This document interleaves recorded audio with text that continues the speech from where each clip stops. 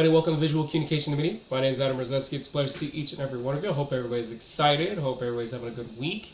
Just thought I'd let everybody know all the grades have been updated for week 4. I'm going to go back this week and kind of take a look if there's any grades that have been, probably tonight I'm going to take a look if you've submitted any follow-up assignments or any type of assignments that need some updates.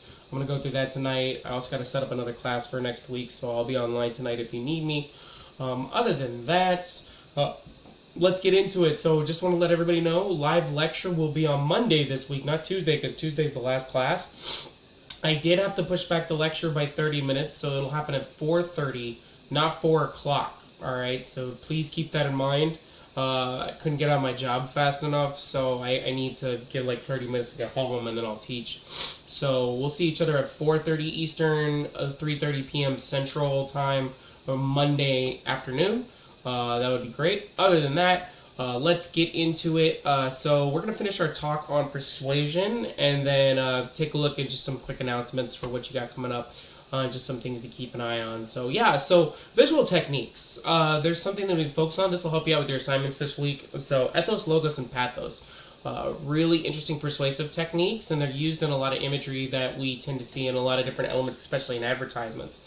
And a lot of different persuasive visuals that try to convince you to do something. That's a big thing. So ethos is the first technique. Ethos is defined as one's credibility. It's establishing credibility and allows your audience to trust the messages being presented. Credibility can also be established through reputation, career, certifications, word of mouth. You're putting someone on the page that's trustworthy, that makes sense that that person's going to use that product. It's using that source of credibility to persuade audiences. Much like, even though Superman's a fictional character, we know he's super strong. And so if he's drinking milk, then it makes sense that everybody else should drink milk because they're going to get strong by drinking milk because he's doing that. So that's why throwing a credible person or a credible source on something that people want to convince you to do something can convince people to use it because they trust that person or they believe in what that person does. Even if they're real or fictional, it's just the purpose of how that person is treated and what their personality lies in, and it makes sense for that product. So that's why you tend to see ethos. They put somebody that's trustworthy on there. Now, unlike ethos, logos is the second persuasive element. And once you've established that credibility, that you have trustworthy people in it, then the argument must be presented also to make sense. So a lot of times we tend to see logos and pathos work together in a lot of different ways. And logos tends to focus on the logical side. Any argument can be centered around the ability of an audience to draw conclusions from the information presented. And a lot of times conclusions are based upon concise, straightforward information, such as like facts, statistics, graphs, charts, and data. You tend to see A/B comparisons, results of research, data. For example, a good advertisement that uses this is, have you ever seen like dentist commercials where they said 9 out of 10 dentists recommend this, and then there's a dentist on there to explain, hey, I use this product because I'm a dentist, you should use this product. So not only are they using pathos with the dentist on the advertisement, but they're also using logos as well by showing the statistics of how many people it works well for in those elements. So that's logos. Logos tends to use, and logos can be used in other different facts.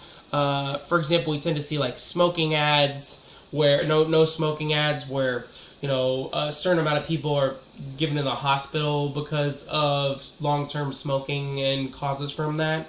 So logos tends to be a part of that element as well. And it can be shown on itself, but a lot of times we tend to see pathos and logos together where we see a credible source and then we see the data that's tied to it as well. So logos tend to show the logical side. It triggers your data. It shows facts and statistics and numbers and examples to prove that, hey, this is what you want to use and that's, or want to be a part of. So that's a good thing. And the last episode is pathos. Pathos is definitely used a lot on its own. It's the final appeal. This is focused on emotion. And emotion is a persuasive appeal that captures our attention and engages the audience. It triggers our emotional responses. That's why persuasive is very good at focusing on emotion and triggering emotional elements. Pathos most often plays to our senses, memories, and experiences, and it's a means of connecting with an audience verbally and visually, and it's quite powerful. So much like the UNICEF ad, they put the sad kid in front of there. this would definitely affect parents a lot of times, or people that love children. When they see somebody that's sad not getting fed, they're definitely going to want to help out in another way. So they're trying to trigger their emotions of sadness and worry to convince people to help out the cause. That's a really big thing. So pathos is there emotionally in a lot of different levels. So yeah, so those are the three different elements of ethos, pathos, and logos. Pathos focuses on credibility, or ethos focuses on credibility, sorry. Pathos focuses on emotion, and logic is by logos, and that's a big thing. Sorry, guys, I think I said pathos for ethos a couple times, so I'm sorry about that. Ethos focuses on credibility, so you'll tend to see that. And then pathos focuses on emotion, and then logos is logic. So sorry I got that confused a little bit. I think Saturday my 2-year-old's been all over the place. But just to give you a heads up, these three techniques are used very well.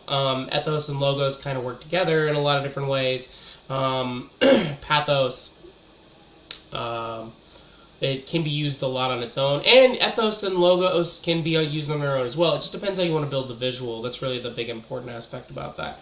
But other than that, just keep in mind, last day of class is Tuesday, so you need to make sure that you have any assignments you're missing, and any updated assignment, like if you want to get a better grade, and your week 6 work turned in by the end of Tuesday, because once it turns to Wednesday, class is over, and then you're in your new classes for the quarter right after that. So you got to keep that in mind. So please contact me this weekend if you need anything.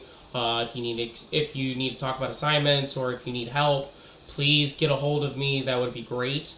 Keep that in mind. So we got that. Lecture will be moved to 4:30 p.m. Eastern on Monday, and then keep in mind your assignments for this week. Tonight is the last day you can do your discussion assignments, so please make sure you turn that in tonight. Once it's Sunday, that's late, and then tomorrow is the last day you can do week 5 and week 6. Week 6 is next week. Those will be all turned in by Tuesday, and they're really easy assignments, so don't worry about thinking you have to do like a 3-page paper or something like that, or a really big research assignment. No, they're really simple assignments for week 6, because I know it's a very short week, so I want to make sure that you're okay there. But week 5, make sure you have your assignments turned in by Sunday night. Once it's the Monday, it's going to be late. This includes your live lecture and your written assignment.